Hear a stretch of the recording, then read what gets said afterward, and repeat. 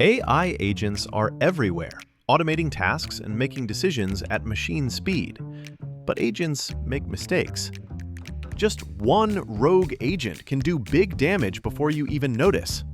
Rubrik Agent Cloud is the only platform that helps you monitor agents, set guardrails, and rewind mistakes, so you can unleash agents, not risk.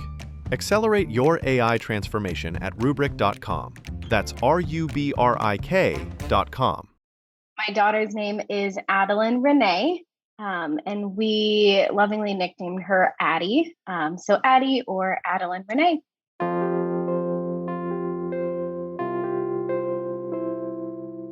I, remember so clearly about her is she actually has my dark hair, had my dark hair. I, throughout my pregnancy, expected her to come out with really light colored hair like my husband and I did as babies.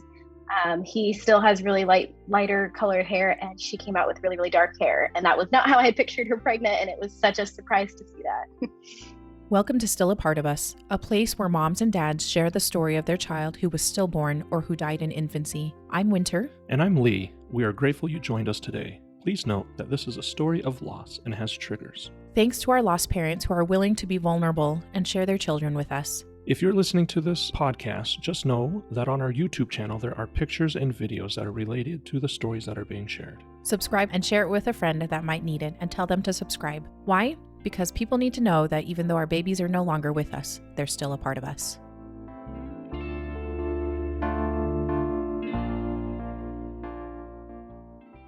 Thank you again so much for joining us here today on Still a Part of Us. We are excited to talk to Jess, who's going to tell us a little bit more about her sweet daughter, Addy.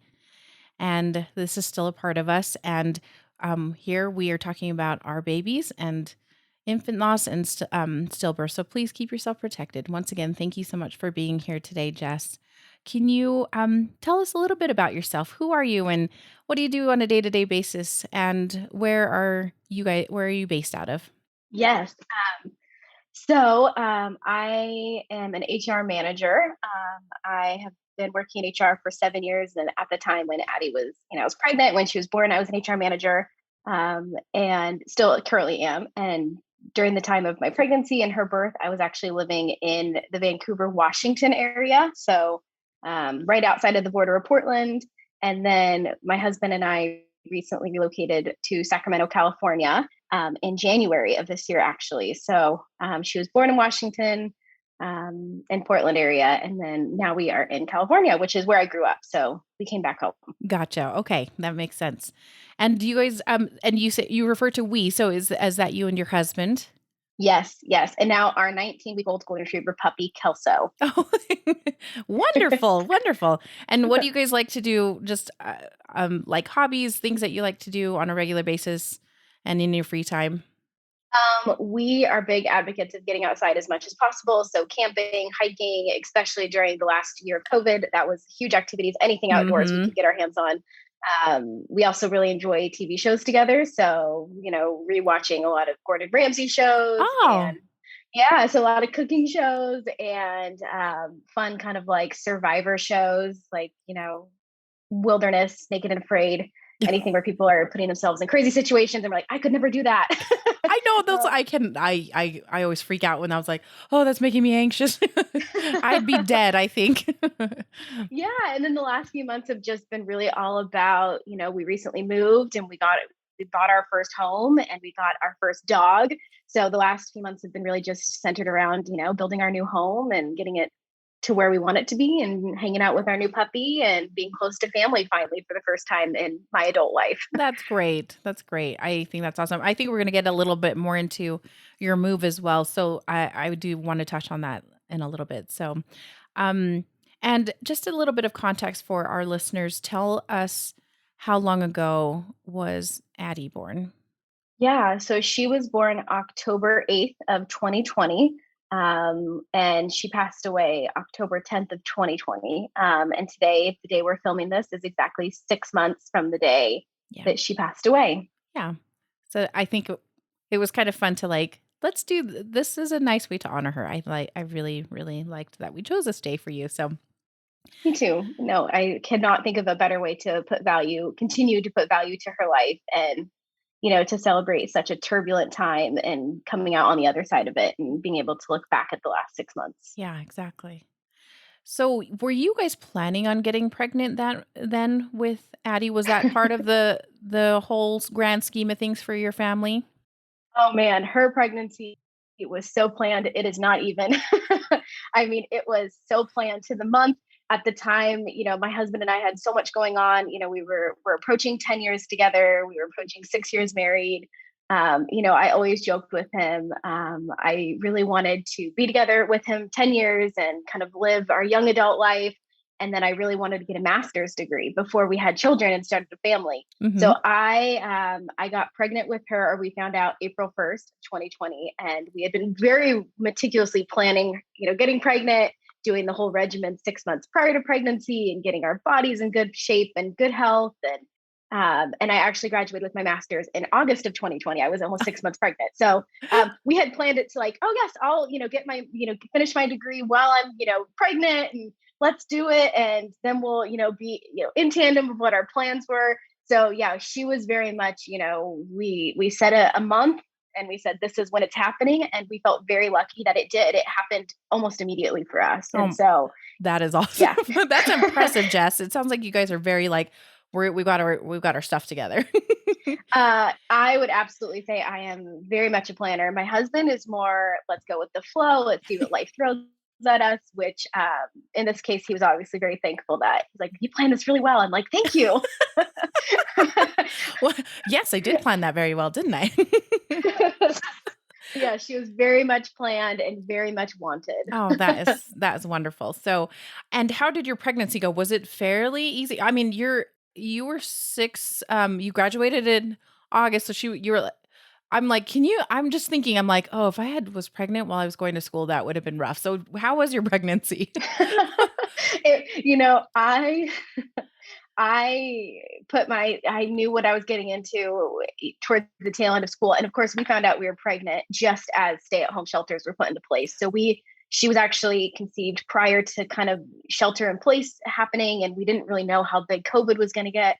So in my mind, I mean, there were so many other obstacles that happened in my pregnancy, but I felt very thankful. I was healthy. I had a very easygoing pregnancy. I think I experienced some, first trimester symptoms, a little bit of nausea, Mhm. exhaustion, headaches, but nothing that, didn't stop me from working full time, because I worked full time, even though it was in remote capacity because of COVID. And I went to school full time, and that all became online. And I actually felt like I was so thankful, like, wow, COVID and what happened is it's still happening is awful, but I got to be pregnant at home basically. I'm like, I couldn't have planned this better, and this wasn't even my plan. Yeah, that was it's a little bit of a silver lining, isn't it? Yeah. It's kind of like as awful as the pandemic has been, there's definitely some silver linings to that. So that's good. I'm glad to hear that your pregnancy wasn't too awful. No, I was active. I went on walks almost every day, and yeah, I had no hiccups in my pregnancy whatsoever. That's awesome. And so when you guys hit like how were your doctor's appointments? Were you looking good? Was Addie looking good? Everything was, normal. And, my doctors, during COVID, I went to not everything alone. They let my husband in for a lot of big milestone Oh, appointments, but that's good because I know that there was a yeah, lot of people just that did this alone, and that is crummy. So I'm glad that he was there for all of yeah. some of those appointments. Great. Yes, he got to be there for the anatomy scan. We actually had two anatomy scans. Just because of some imaging that they could not see and then we were able to see. But Mm. outside of no, every appointment was very normal. I was growing and gaining weight appropriately. She was growing and gaining what she needed to do, and I felt good. I loved being pregnant, and everyone just thought I'd just be beaming, and I loved it. It was one of the best times in my life. Oh, that's so good to hear. You're one of those pregnancy unicorns. Did you know that? It sounds like. It was, I mean, it was just incredible. I couldn't have imagined when I had put this plan in forth for me and my husband and what our life looked like. I couldn't have imagined how wonderful it truly would be, right? You can't plan and how incredible it's going to feel to have a baby kick inside you, or to be so empowered to finish. I remember giving my final speech for my master's program in front of a large audience on Zoom, which was not how it's supposed to be, but she was kicking inside me as I was giving this final, I mean, those are just things. It was incredible. And I loved every minute of it. Oh, that's so great. That's so great. So you guys did go and do the anatomy scan at 20 weeks. It's not, well, yeah, at 20 weeks, probably around there. Did you guys plan on finding out if it was a girl or a boy? Yes, we did. And we actually found out with the first genetic testing blood work. She was 10 weeks at that point. So okay. We did all the genetic testing the first trimester, and we actually held the results until 4th of July weekend because we wanted to be surprised with my whole family. She was the first grandbaby across the whole board. Are you serious? Yeah. So my in-laws, and my dad, my mom has actually passed away. So my dad, she was the first grandbaby in the whole family. And we wanted to be surprised together that she was a girl. I genuinely thought she was a boy. So when I found out at 17 weeks that it is a girl, I was shocked. I was like, this is no way. I always pictured her being a boy. And so yeah, we had the genetic testing done, blood work, and then we were able to find out a little bit earlier than the anatomy scan. But we actually had 2 anatomy scans, one at 18 weeks and one at 22 weeks. Oh, okay. And those looked good. And I was going to ask, did the genetic test, how did that look? Fine. Everything was great. They didn't see any chromosomal issues. Everything looked good. And same with, the anatomy scans. We went for my first one at 18 weeks, and they were able to get good imaging, except for they wanted a little bit more of her brain and a little bit of her heart. And she just would not position correctly. And it was not a big deal. They were like, she's really stubborn. So we're just going to come back in a couple weeks and we'll re-get those images. So we felt lucky because we're like, great, we get to see her twice. And almost a month later, we got to have basically a repeat, an hour with our baby, seeing her. Yeah. And they got, they got all the scans that they needed of her brain and her heart. And there was no concern after that. And that was at 22 weeks. Okay. That's great. It's always kind of reassuring to have those kind of time points. And I love the fact that you guys were able to get to see her twice in a sense, right? I mean, you got to see her on the ultrasound, which is, I always think it's a special treat, actually. So, okay, so you're going along. You have defended your master's. I don't know if that's defended your master's, but you did your final presentation for your master's, and everything's going really well. Can you tell me a little bit more of what happened then? Yeah, absolutely. So, in terms of timeline, so I finished up my master's degree in August. I actually came back to California for my baby shower. We had a really small get together, but this is where my family is from. And we were able to make it happen even during COVID. And it was everyone, again, she was the first baby in the family. So everyone just really wanted to celebrate her. So at 28 weeks, I actually came home. At the time, we were building our house. And so we had purchased a house in early June after we found out we got pregnant. That kind of, it was a new build. So I actually was able to come in the house with my mother-in-law and my dad and my sister. And we looked at the house. It was, about halfway being built, and I'm, big and pregnant. And we got pictures of me in the front door that was incomplete. And it was so fun. So I had my baby shower in late September. And then I got home, and I pretty at that point, so I would say very late September to early October, I definitely started feeling pretty significant 3rd trimester symptoms. I became really swollen, a lot of pelvic pressure, a lot of back pain. And at this point, I'd had no kind of concerns in my pregnancy. She wasn't moving as much as normal, which again, I know my doctor, she explained to me that, hey, things are they move a little bit differently in the 3rd trimester. They're a lot bigger. They're not going to have as much room. I'm 5'1". She's already like, you don't have a lot of capacity to begin with.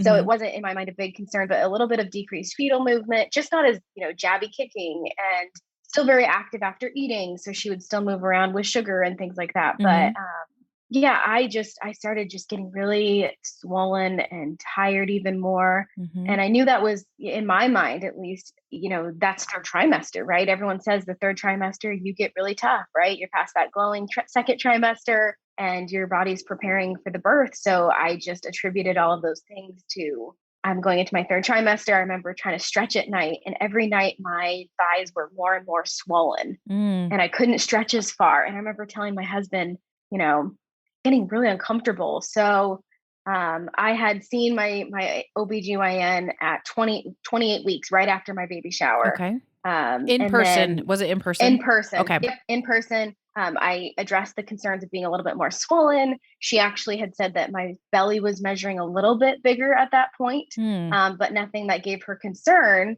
I mean, I absolutely, even at my baby shower, one of the things that's difficult for me to hear, but it's true, is, some of my family and friends, and they said this out of complete love, is they're like, wow, you're growing really big for being 28 weeks. And I had been so normal sized. And I'm like, yeah, maybe she's just really growing and she's got long legs that we know of. And so I definitely was getting bigger very quickly, and it was not a normal speed, essentially. And I was getting uncomfortable. So my OBGYN, just said, look, at this point, I don't have any concerns. You're still walking. We're not seeing really any symptoms of potential concern for you at this point or her. So we'll just keep going through the program. And if things change, let me know. At that point, I started seeing my OBGYN. It was on a 2-week schedule. So I saw her again for a normal just a normal appointment. And that morning of my appointment, it was just a normal appointment. I remember feeling something was wrong, and I couldn't pinpoint it. And I did not think it was I didn't think it was extreme as it was. And what we found out was going on, I just figured something was a little off. The night before, she was moving, but not as much. And actually my husband and I took out our, Doppler, and we listened to her heart, and everything sounded fine. And she was moving, just not as much. And I couldn't pinpoint it. So I go into my OBGYN that morning, the morning she was born, which was October 8th, for a normal appointment. It was my about 30-week checkup. I was 30 weeks and 3 days at that point. And I just was feeling uncomfortable. I got on the scale, and I had gained 22 pounds in 2 weeks. And I knew something was very, very wrong. And I was not one of those, for me, I did not weigh myself frequently when I was pregnant. I really wanted to let my body do its job. And my OBGYN agreed to that, because I was not, I wasn't gaining weight at it was very normal, essentially. Yeah. So she had no concerns with me just getting weight at my appointments. We didn't see a concern with that. So I knew something was very wrong at that point. And I knew I'd been feeling more uncomfortable, and clothes weren't fitting like normal. And again, I just thought maybe third trimester, but she was okay. She was moving, her heartbeat was beating. So I got back into the exam room, and I just, at that point, lost it and just broke down. My OBGYN came in and said, that's a lot of weight to gain in a short period of time. It's obviously fluid. So we need to have a closer look at baby and you. So we got her on a stress test. And, I am so grateful. I actually recorded that, thinking I'm going to go home tonight and be able to share this video with my family, because I did not know what was about to happen. I didn't know. And I got a video of me and my big belly and the stress test on, and I'm, listening to her heartbeat. And I remember thinking in that moment, like, she's okay. That's what mattered, right? She's okay.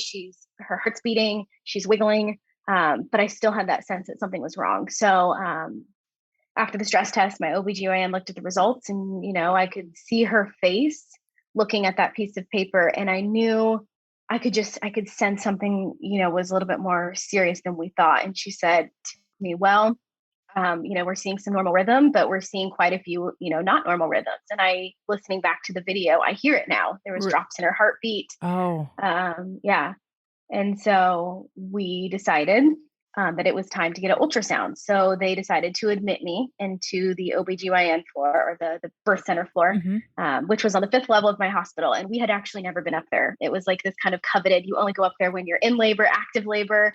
And it was a brand new floor. And I asked my OBGYN, should I call my husband? And she knew my husband, Patrick. And she's like, yes, you should call Patrick. And he was at work. And again, it had just been a normal appointment. I was used to doing that. And so I called Patrick and I said, you need to get over here. And I don't know how long we're going to be. So we met in the lobby, and we went up to the 5th floor together, and I called my boss, and I had some scheduled interviews that day. And I just said, I'm so sorry. You need to take my calendar, and I don't know what today's going to look like.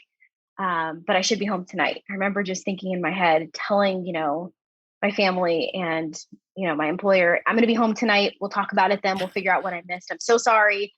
putting on the career woman part of me. Yeah. And so we went up to the 5th floor, we got admitted, and they immediately started me on some IVs, which I've never had an IV before. And it took like 6 or 7 pokes to get in different spots on my hands. And I just remember thinking like, oh my gosh, I mean, it's fine. This is the worst of today, which absolutely was not the worst of the day, of being poked at least. But I finally got a couple IVs in and they started me on fluids. And then the ultrasound tech came in and she spent probably, I would say, about 30 minutes on ultrasound. And it was very quiet, which had not been the previous experiences during my anatomy scans. She was just very quiet. And could you see the ultrasound while she was doing it? Somewhat. My husband remembers it perfectly. I actually think at this point I was starting to block out some of this. I knew something was wrong. I was getting that feeling. I remember looking at my husband more than the computer and the screen. I don't know. I didn't know what I was supposed to be looking for, but I knew something was wrong. And I guess the last ultrasound I'd had, she was 22 weeks and she was perfect, right? That was the last time I saw her. Right. And it was this joyous moment. And I just didn't want to take away from that. So I remember just almost trying to not look at the screen. And it was fully visible if we wanted to look at it. I didn't know what we were looking at. And then I remember at the end of the ultrasound, the tech said, hey, I want to show you guys something. And she was putting on, you could tell, she was trying her very best to put on a smile for us. And she said, I want to show you her spine and her legs and her arms. And, she just said, I just really want you to look at this. And and at the time I didn't know. I'm like, okay, thanks. But I didn't realize she was trying to show us probably the last time we'd see her on the screen, at least in this form. And she was trying to make that part of it at least still somewhat positive, which I appreciate so much. And I'm so grateful she did that, because then I looked and there was my Addy and she was perfect, right? And I still, couldn't tell what was going on. I just saw, she was kind of moving and, I could feel her with the ultrasound. She didn't really like being probed and she would move around with it. And I'm like, okay.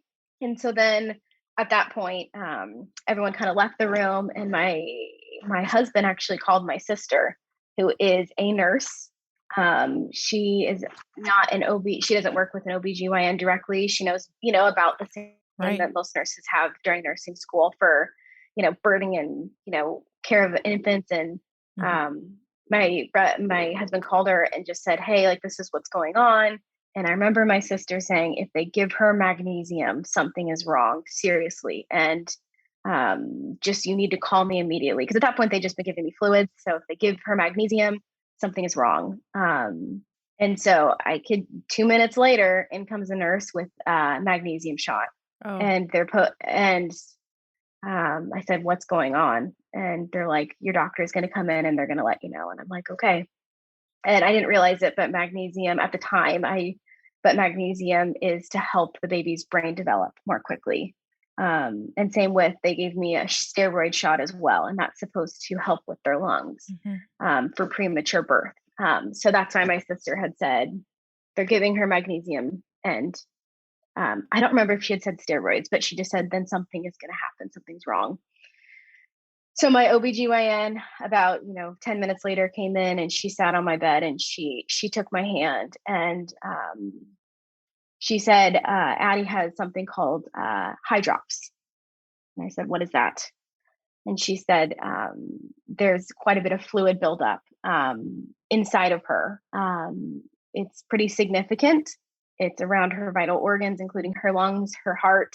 It's around her brain. And she actually pulled up the ultrasound and showed us kind of the rim of her head. Specifically, I remember that. And she said, there's about a 2 centimeter gap basically between where her skin line and her skull is.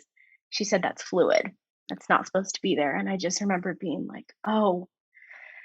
And then she said the other thing, so Addy has hydrops.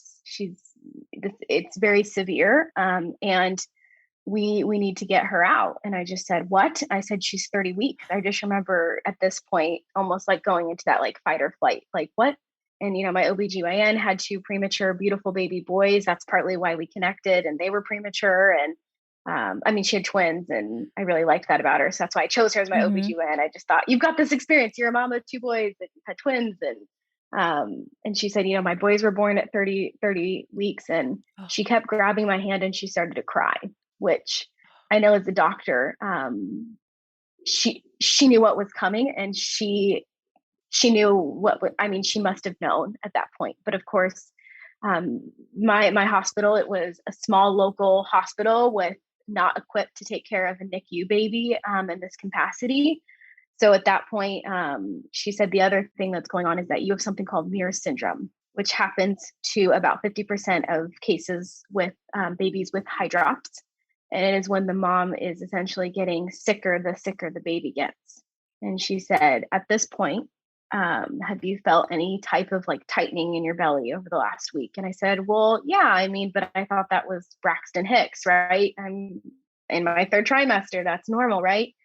And she said, no, I think your body's been in labor for about a week and it's in complete distress right now. And you're dying if we don't get her out. Muir syndrome is very serious. It's basically mimicking preeclampsia. And even though I didn't have some of the other preeclampsia symptoms like headache and, my blood pressure at this point was okay, I was getting incredibly swollen. And she said, we need to get her out. And they said, we can't perform care for her here. We're going to send you to basically OHSU, which is the major hospital in Portland. Yeah. They have a fantastic NICU unit. And we said, okay. And she's like, the ambulance is going to be here in 5 minutes to come get you, and you have to go. And I'm like, Patrick can't drive me. And she's like, no, you're in critical condition as well. I'm like, oh, okay. And I remember at that moment, looking at Patrick, and I said, how long are we going to be there? I asked my doctor, and she's like, I don't know. She didn't have a lot of answers. I asked if the baby for sure coming tonight, and she's like, I don't know. I asked if it would be C-section. She said, I don't know. So I looked at my husband and said, I just remember blurting off, like, we're going to need our pillows, and I need you to feed the cat, and I need you to, pack me a couple of sweatpants. And, we didn't have our hospital bag together. I'm like, we're 30 weeks pregnant. Exactly. We didn't have our plan in place at this point for being such a planner. So they were they basically going to just transfer you there and then hand you over to, I'm assuming, maternal fetal medicine or basically the doctors there, the team of doctors at OHSU. Yes, exactly. Okay. And they said at that point, they're going to reassess me and Addy, and then they'll be able to put a plan of care for me together based on what they also come up with and some of the resources that they had there. Yep. Yeah. Okay. So I remember, so after that, I had to pee, of course, because when you're, you pee all the time when you're pregnant. All the and so I time. went finally for the first time in this whole event, and I finally had a minute to myself, and my husband came in the bathroom and he was crying. I said, what's going on? I said, we're going to be okay. I said, this is not the plan, but, we're going to get her out. And it sounds like there's going to be a plan in place, and we're going to care for her, and we're going to the right place. And he said, I Googled hydrops, Jess, and it's not good. He said, we're going to need a miracle. And I think at that moment, I knew that this switched in my mind from, she's really sick and I'm really sick, but it's, we live in, 2020, and there's a lot of resources available to care for sick babies. And I realized that this was a lot bigger than just that. And then we got transferred to OHSU. They got me set up. My poor husband, he had to deal with multiple cars and his work and trying to manage getting the house together. And he did such a great job. And I'm over there getting examined some more. So they had their own team. So we had about a team of 6 people pretty immediately taking care of me and Addy. So doing more ultrasounds, they had the echocardiologist for her to take a look at her heart primarily and some of her other organs. They had 2 doctors at that point, and this it all happened so quick. They had 2 fetal medicine specialists come in and, after everything and say, at this point, I think you really have 3 options. And they said, it doesn't look good as of right now, so we need to move quickly. Option A is we can continue monitoring you and her things are moving very quickly and pretty significantly. And at that point, they were actually able to measure that like fluid buildup was increasing even inside me from the time I left, my normal local hospital to OHSU. They could already tell that more fluid is building up. So they're like, it's not getting any better, but we can continue to monitor. And they also recommended at that point, we would go in with, oh my gosh, what are the needles called? It's blanking. With a epidural. Amniocentesis. Oh, amniocentesis. I was like, what? I see what you're saying. Yes. That was the amniocentesis. Yeah, to basically start draining her fluid, and some of the fluid surrounding her and in my stomach and around the placenta to try to provide some relief. They said, she's continuing to have buildup of fluid, so that would be a short-term fix. They also said we could induce you, and I was at that point just in active labor, but distress labor. So even though my body was in distress, there was no movement in terms of dilation or effacement. So it would be, let's induce her. And then we could get her out. But it could be, anywhere from 24 to 48 hours. They said your health is declining very quickly. So they said those are two options, but we don't recommend them. And I said, I understand why. They said she's going to pass away probably anyway tonight if we don't get her out. So they said the other option would be an emergency C-section. And they said that's what we would recommend. We could get you ready for surgery and get her out, and then you can begin your recovery and we can get you stabilized. And then we could assess her on the outside, because there was still limitations with, the scans, and, they at this point had suspected potentially something could have been wrong with some of her other organs. So her heart, they couldn't get a full visual, but while we got some scans, there was some concerns with her heart growth and her lung development. So they said at least we could assess her on the outside. Mm-hmm. And it was without a question that that's what we needed to do. And I said, get me ready for surgery. And when I thought about getting pregnant, I absolutely knew that C-sections are a life-saving, surgery. And in my mind, I'm like, I just will never have that. Like, it just never crossed my mind, even though it was always a possibility. And I've never been any type in a major surgery before. And so I'm like, we're doing this. And, my husband is updating our family. I didn't even know where my cell phone was at this point. I hadn't looked at anything, which sounds so silly. In the moment, I just remember feeling so discombobulated and not oriented. And at this point, I hadn't eaten anything in the morning since my first cup of coffee that morning, because, my OBGYN kind of knew what was coming. And she's like, no more food, no more liquids. I mean, she probably anticipated a C-section. So I was hungry. And so all of those things. And I just didn't feel ready to meet my daughter. I was like, this is happening very quickly. It happened in a matter of 6 hours. And, she was born within 8 hours after my appointment. And so they prepped me for surgery. I went back and, I think a C-section, if it wasn't something that we were ready for mentally, it was something Patrick and we hadn't discussed or what that looked like. I don't even think he understood really what a C-section was. I mean, we were still finishing our birth classes, right? So so he didn't know, and he remembers very vividly, the sounds, and but we got her out, and I remember them holding her up in front of me and looking at her for the first time. She was perfect, but she was so sick. Her little ears. They were so swollen. And her little face, she looked like a newborn baby. She did not look like she was 30 weeks. Like she was, had 10 perfect toes and 10 perfect fingers. And, they told me she's a big kid, and we all kind of joked in my pregnancy she had longer legs, but she looked like a full-size baby because of all the fluid, right? Yeah. And they immediately took her away. And I remember Patrick asking me, what do you want me to do? And I'm like, go with her, go. And he said, okay. And he followed them into the NICU, and they started, I know she was breathing, but not very well. So they were doing some resuscitation with her. And And then they were working on me. And I remember the doctor, the surgeon, she was so wonderful. After everything was done, and I was, of course, very loopy and disoriented and in shock, I was shaking, and she put the curtain down and she's like, I want you to know I did, a standard bikini cut basically. And I said, okay. She's like, it means that you're likely going to have healthy pregnancies and potential VBACs in the future. And I just remember her saying that because this whole team of doctors, they all knew what was going to happen. They all knew, and they just were all trying to give me comfort in their own way. And I remember being so appreciative, saying, okay, thanks. So yeah, and she was in the NICU, and they got me into the post-op room, and Patrick was able to come visit, and he, while I was still waking up from surgery and kind of getting myself oriented, he would be bouncing back and forth between the NICU room and coming to see me.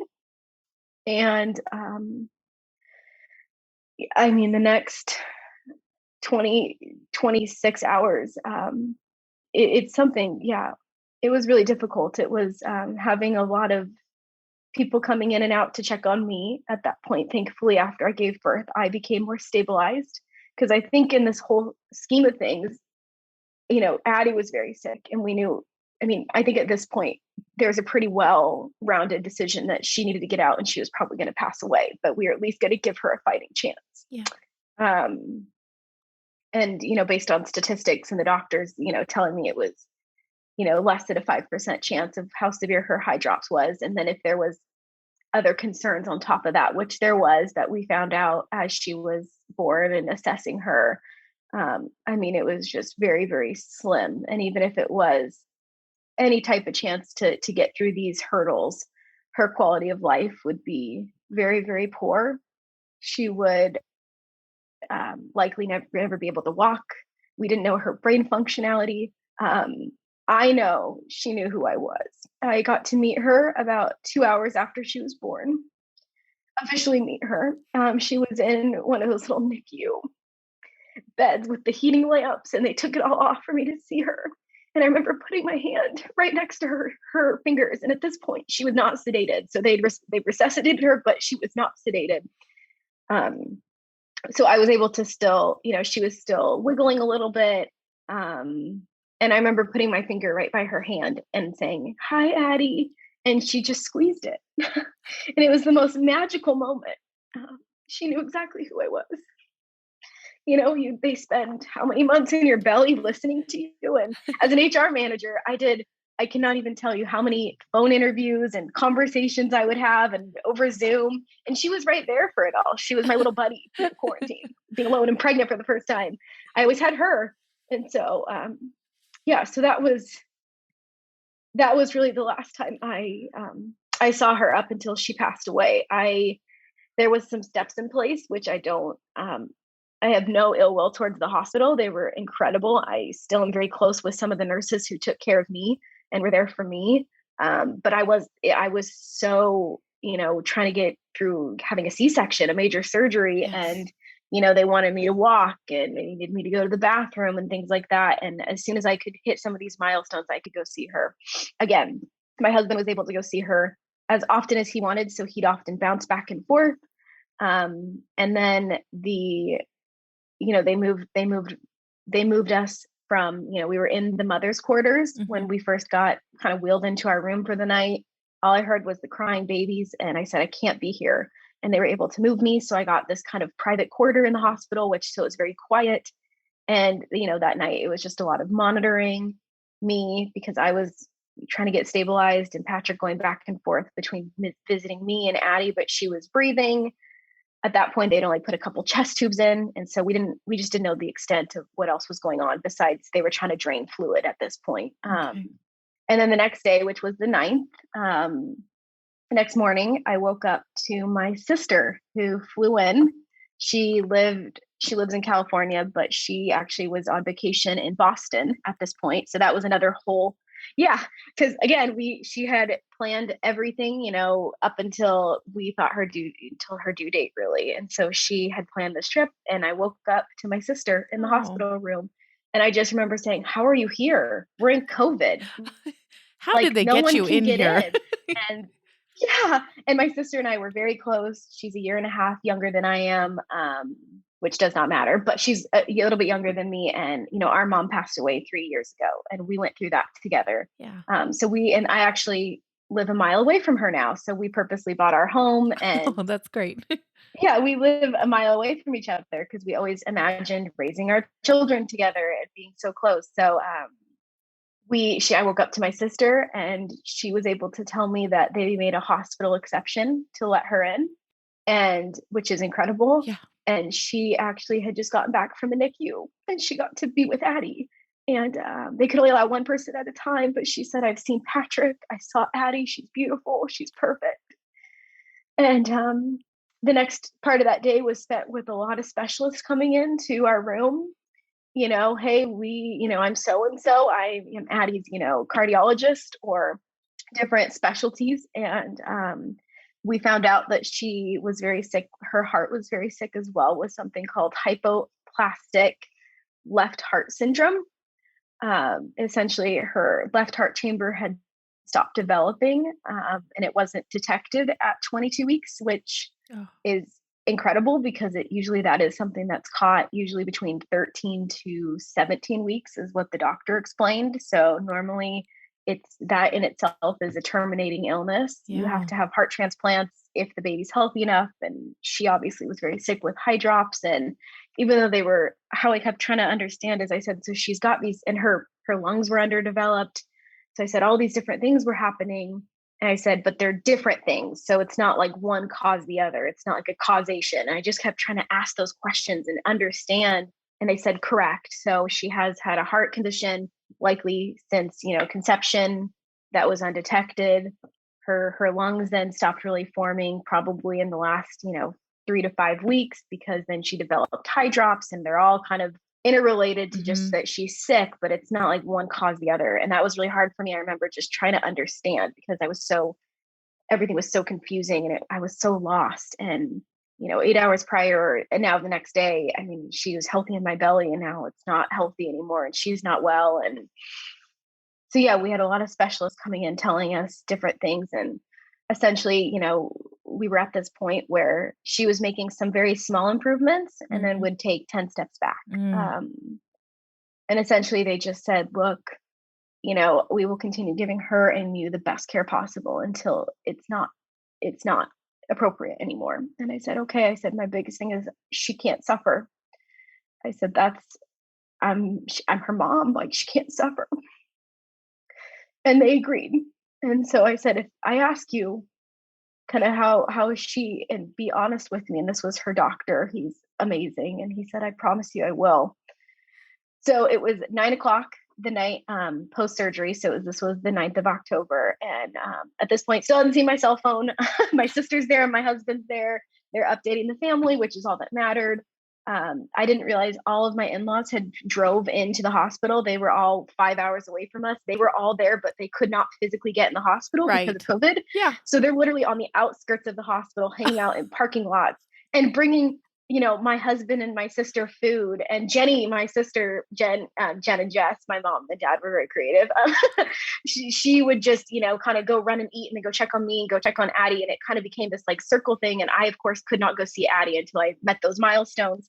And when I did, it was amazing. It was about 9:00 at night and I was able to go see her, and they wheeled me down, and she at this point was sedated. So she wasn't moving, and she still was, all toasty and that heat thing. And I remember saying, I need to stand up. And they're like, you just had surgery. I'm like, I don't care. I'm like, I want to get as close as I can to my daughter because I don't know how much time I have left.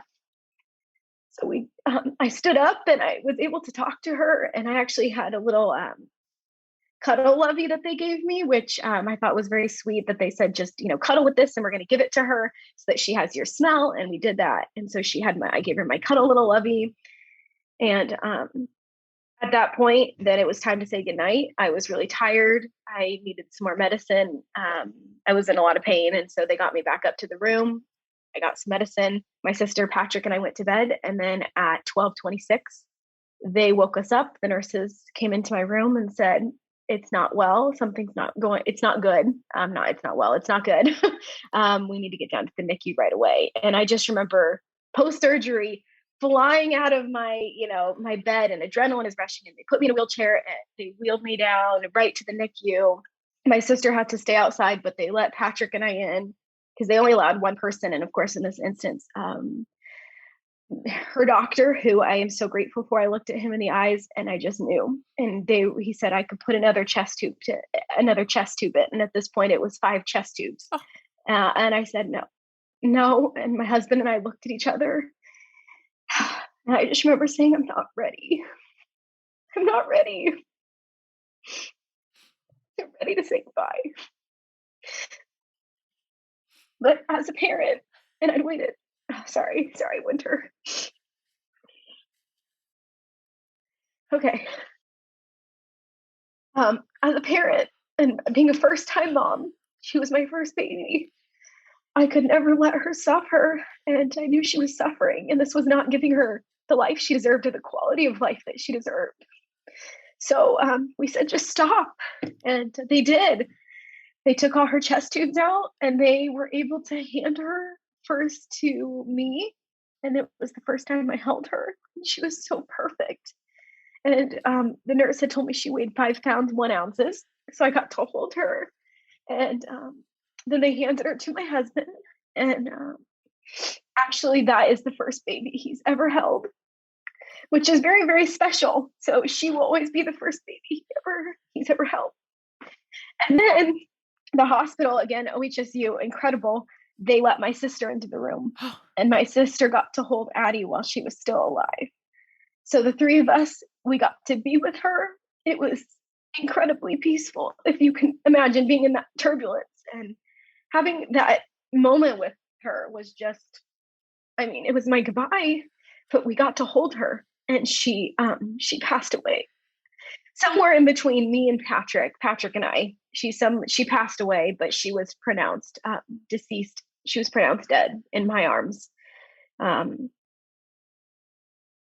we got to meet her. We got to hold her, and she passed away in our arms. So yeah. So that was her birth. She's perfect. Yeah. And she has, it's amazing how life can change so quickly. 8 hours is, from the time her diagnosis to the time she was born. And of course, all of the aftermath following. But in those few moments with her, some people don't get that opportunity, and I did. And so I'm very, very lucky. And she was perfect. Jess, can you tell me how you guys chose her name? Because it's so beautiful. Oh, thank you. Absolutely. So really, her first name is really fun story, actually. Oh, is it? So I told you, we thought she was a boy. So we had all of these boy names lined up. We've been thinking of boy names really since, we first met. We never, my husband has brothers, and there's just a lot of boys in the family. So we just kind of assumed we'd have a boy. And so there's an app called Kinder, and it is a name app. Oh. Similar to Tinder, yeah, where you swipe left. It's exactly what it is. Swipe left for a name that you like, swipe right for a name you don't, and you match with your partner's phone. So if it's a name that you both matched on, So we, and I don't remember, I must have heard that from one of the mom apps or the mom, podcast I was listening to. And I'm like, this would be fun. So we were actually on our living room couch one night, and this was before we found out she was a girl. And the only name that we matched on that was for a girl was Addelyn. Oh, really? And so, the only name my husband and I matched on. So we're like, great. So if it's a girl, her name will be Addelyn. And it was so fun how we came up with that. Now, her middle name, Renee, is actually my mother-in-law's middle name. So it is a namesake for the family. Right. And my mother-in-law is one of the most important people in my life. And I could not think of anybody more deserving to have, a baby named after her. So that's where Addelyn Renee came in. So yeah, Addelyn was really fun. And then Addy, we just thought that was so cute. Oh. And, I could picture her so perfectly, little Addy, and her blonde pigtails is how I pictured them, running around and crazy, and because she was the only girl really, and the first grandbaby, and so that was really exciting for everybody. Just, oh, it's a girl, and she's the first, and yeah, Oh. she would have been a little princess. I just imagined her like that, and getting anything she wanted. And my husband always said, "Oh, we're in trouble because she's going to get whatever she wants." And so yeah, that's how we came up with her name. And I love her name. I Yeah. love it. It's so cute. And I just love the story behind it. That's so great. So I know it's just this app. I'm like, geez. And so of course we still have all of our boy names. Don't have another girl name, but we have Addy. That's good. That's good. Oh man, that's great. Tell me a little bit more about after Addy passed away, though. So she was in the NICU, and so I imagine, were you able to stay there for a little bit? What was kind of the policy? I don't know the policy at OHSU. We were able to spend some time with her, and then they asked if we wanted to have professional photography come in. They had a volunteer service, and we said absolutely. And they were able to actually capture some pictures, which are so treasured, of her little toes and her little feet, her hands and her fingerprints. And then she also, the photographer was able to capture some pictures of us holding her while she was still alive. Oh. And then after she had passed away, I don't know if I was in a state of shock necessarily, or just, I was still feeling all that pain. And I think at this point it was probably more emotional pain than physical, but they said, "Do you want to go back to the room for a little bit and we'll bring her to you?" And I said, I would actually love that, to have her in an environment that's not so busy with the doctors and the nurses kind of standing around on just there. So my sister actually was able to stay with her while they dressed her. And they asked, if there was a specific outfit we had brought, which we didn't, even though I had the entire nursery set up and all of her clothes, they were all at home. I already had everything ready to go. But of course I didn't. My poor husband, when I told him, pack everything you can, he didn't pack that because we didn't know. And Yeah, so of course. they did have some nice options. So we were able to choose an outfit for her. And actually, my sister stayed and was able to change her diaper for the first time and dressed her. So her auntie had that privilege. I am so grateful. She was absolutely my sub-in while I was not myself and physically not doing well. And I was still recovering from Muir syndrome and all that. So then they were able to, about, I would say, an hour later, they got, the pictures of her hands and her feet. They got the prints. They were able to do a mold for me of her feet and her hands. So they did all that. And then they brought her to me. And then surprise, the hospital made another exception. And my mother-in-law and my father-in-law, so my husband's mom and dad, they have been kind of on the outside of the hospital. They let them both in to meet Addy. Oh, so they got to both be with Addy. She had already passed, but my mother-in-law got to hold her and be with me to comfort me and Patrick. And that was a really difficult moment, of course, to be in that room with them because she was the first grandbaby. Yeah. I think we all, So, but we did get to spend some time together with her, and they really gave me unlimited amounts of time. And I don't remember how much time had passed. It was all just very, it held her and was with her. But at some point, it just felt like it was time to say goodbye to her body because her soul was perfectly, perfect. And so they took her, at that point, they asked Patrick and I if this is okay. And we said yes. And then it was just Patrick and I, and pretty sure they gave me some really great sleeping meds because I was able to sleep a little bit. And then the next morning they asked some of those logistical questions that you don't think about when you get pregnant. Like, so would you like to cremate your daughter, or do you want to have her buried? I think COVID posed an entirely new element to the conversation. Like, we might need to embalm her or preserve her. And those are just things that you don't want to hear as, a parent and going through this horrific experience. So OHSU is also a school for it's not a university, but it's a school study program. What is the phrase I'm looking for? Oh my word. Yeah. They do a lot of medical teaching. Yes. Yeah. They and so they asked if they could keep her organs actually for studying, because babies with hydrops is still pretty rare. And then to have all these other kind of things going on with her organs, they asked if they could preserve them to study them. And we said yes.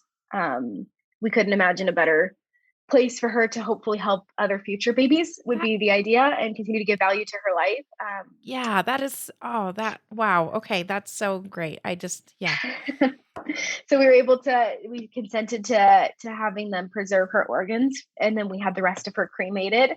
And I remember, just like during that period in the hospital, we'd try to make light of, oh, well, this is a less crappy thing that happened. And one of the less crappy things that happened was this incredible, funeral service home. Anybody who lost a child, they would do all the services 100% free. Oh, So yeah. and I just remember thinking like, wow, I didn't even think that was, when you're a parent and you're so devastated and you lost your baby, and to just have some type of like, wow, there's still good in this world is how I felt at that moment, at least.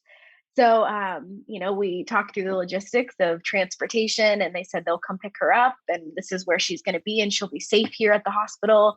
We'll move her there, and then you guys will go and sign paperwork with her there, and you can ask them whatever you need. They could do more prints for you guys, but it's typically about a week to 2 week turnaround until you get her ashes. I had all of my family there, so I wanted to be at that point admitted out of the hospital or discharged as soon as possible. Mm-hmm.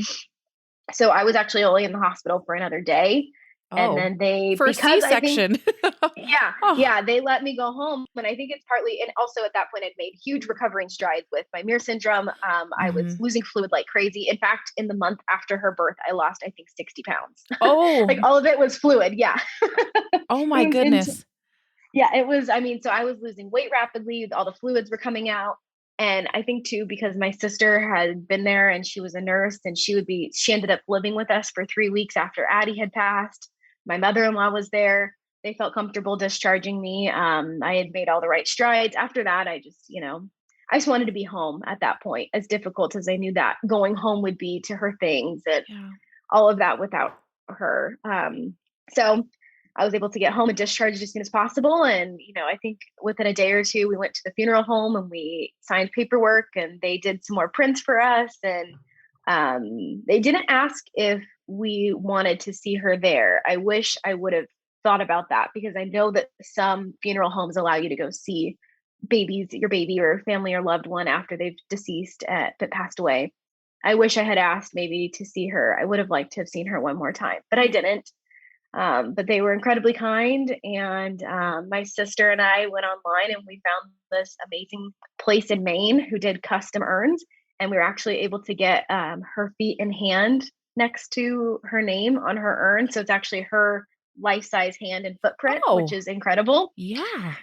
And they were able to rush ship that, so that way we could get it to the funeral home. And we were able to have her. And within a week we went and picked her up. And we actually, my dad, he offered to pay for things that needed to get paid for, which they were 100% free. But one thing we did buy is her colors. In my mind, like I said, she was a little princess. We're pink and white in my whole baby shower.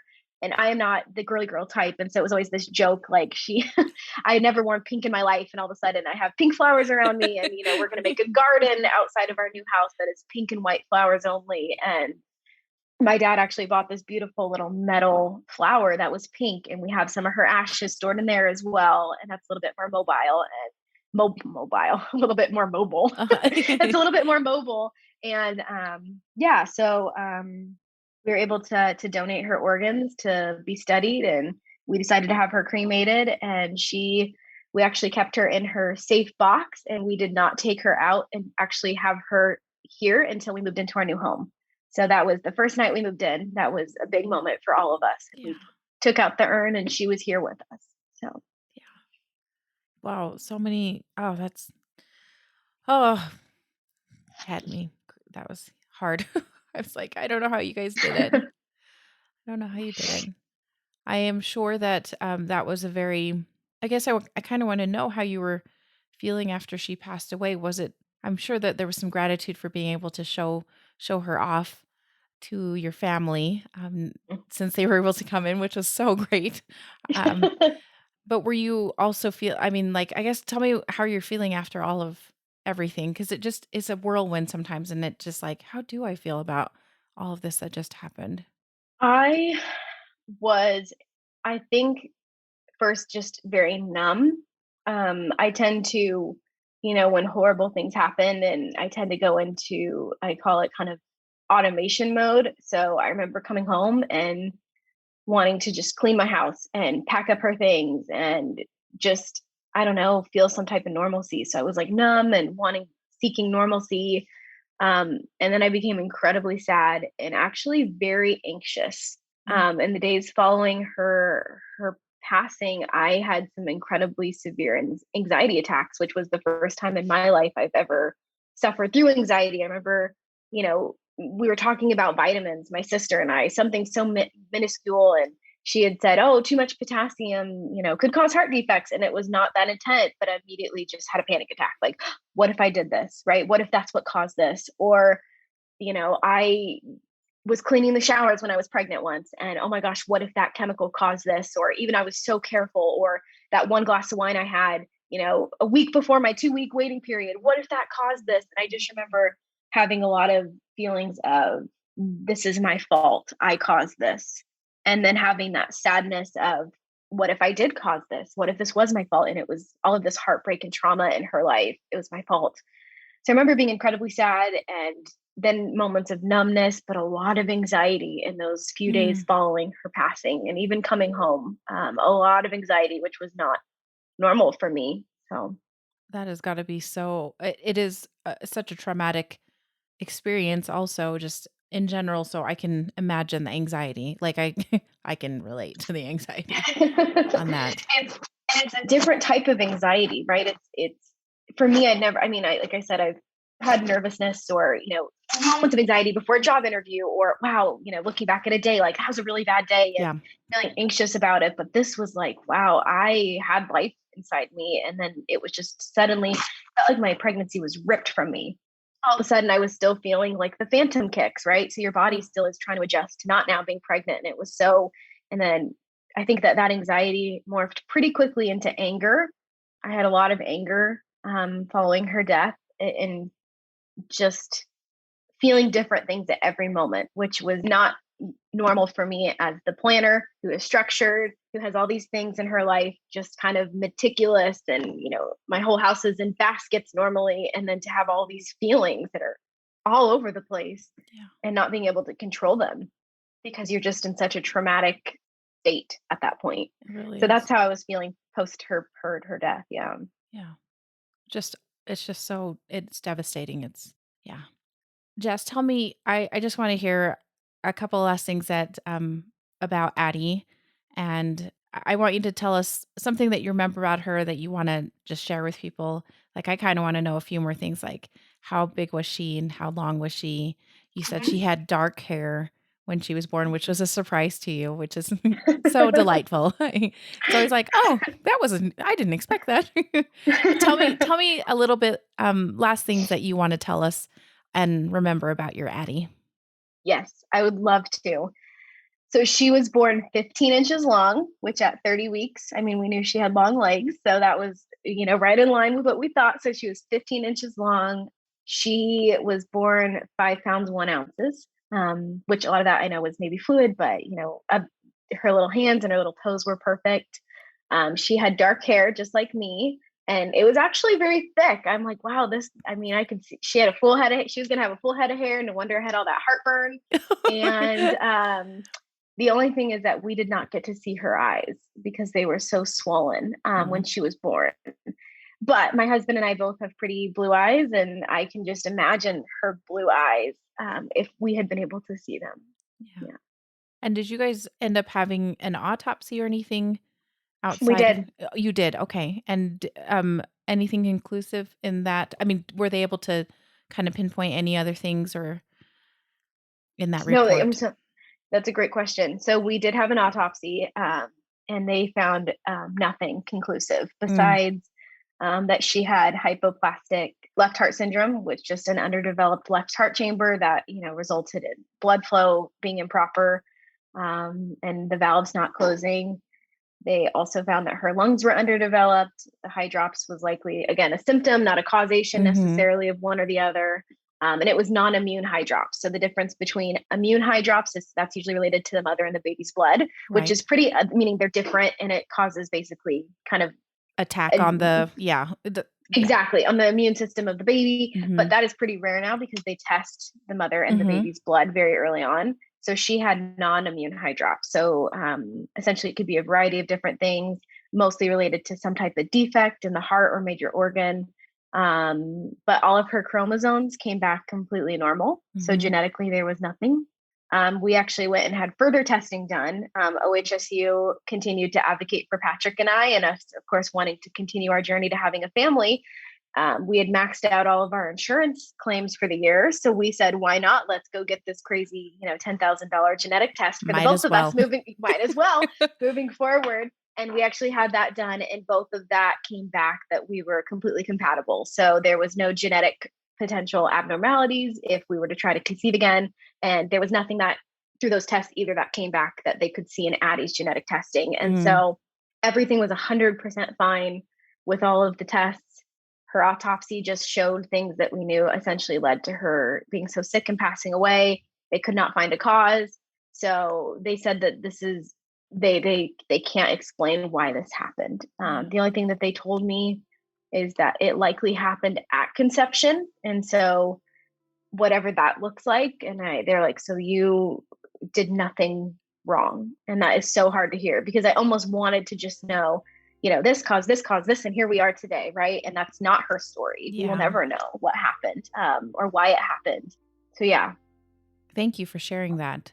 Jess, it has been delightful hearing little Addie's story. I am so grateful that you were able to give voice to her and share her with us. So thank you so much.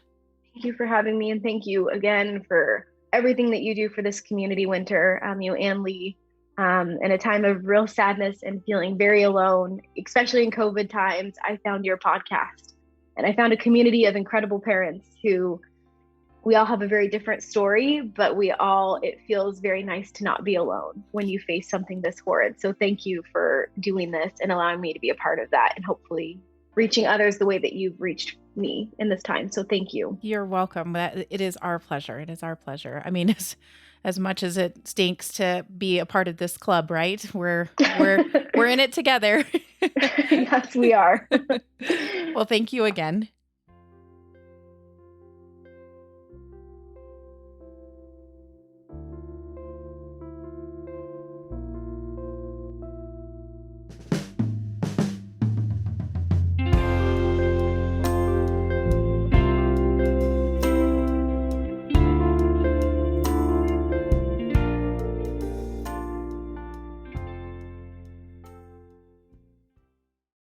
AI agents are everywhere, automating tasks and making decisions at machine speed.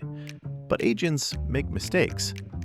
Just one rogue agent can do big damage before you even notice. Rubrik Agent Cloud is the only platform that helps you monitor agents, set guardrails, and rewind mistakes, so you can unleash agents, not risk. Accelerate your AI transformation at Rubrik.com. That's RUBRIK.com.